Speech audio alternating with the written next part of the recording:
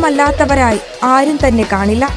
ഭക്ഷ്യവസ്തു എന്നതിലുപരി അലങ്കാര വിപണന രംഗത്ത് ഇവയ്ക്ക് ആവശ്യക്കാർ ഏറെയാണ്. രൂപത്തിലും നിറത്തിലുമൊക്കെ വ്യത്യസ്തമാർന്ന കടൽ വിഭവങ്ങളുടെ കാഴ്ചകളിലേക്ക്.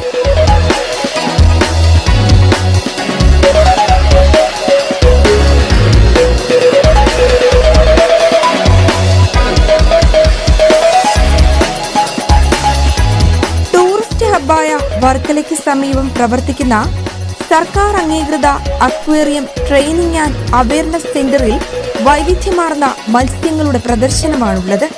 കാഴ്ചയ്ക്ക്